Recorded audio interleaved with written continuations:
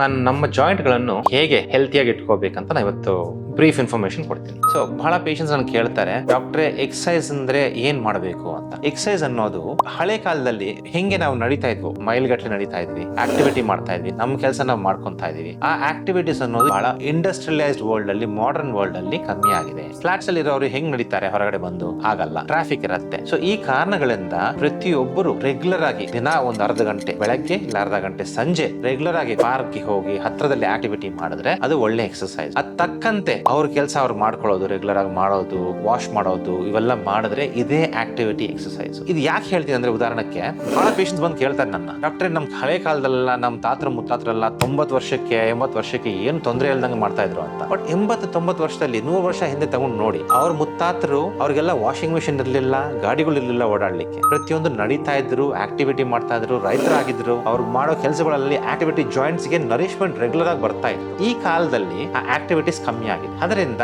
ಆ joint nourishment ಅನ್ನೋದು, ಆ ಪದಾರ್ಥ ಸೈನೋವಿಯಲ್ ಫ್ಲೂಯಿಡ್ ಏನ್ ಸೆಕ್ರೇಟ್ ಆಗತ್ತೋ ಅದರಿಂದ ಜಾಯಿಂಟ್ ಲಾಂಜಿವಿಟಿ ಹೆಂಗ್ ಬೆಳೆಯತ್ತೋ ಆ ಆಕ್ಟಿವಿಟೀಸ್ ಆಗ್ತಾ ಇಲ್ಲ. ಅದನ್ನ ಡಿಫ್ಯೂಷನ್ ಪ್ರಾಸೆಸ್ ಅಂತೀವಿ. ನೀವು ಆಕ್ಟಿವಿಟಿ ಮಾಡಿದಷ್ಟು ನಡೆದಷ್ಟು ಆ ಫ್ಲೂಯಿಡ್ ಒಳಗಡೆ ಹೋಗುತ್ತೆ, ಹೊರಗಡೆ ಬರುತ್ತೆ. ಆ ಆಗೋ ಪ್ರಾಸೆಸ್ನೇ ಹೆಲ್ತಿ ಜಾಯಿಂಟ್ ಅಂತೀವಿ.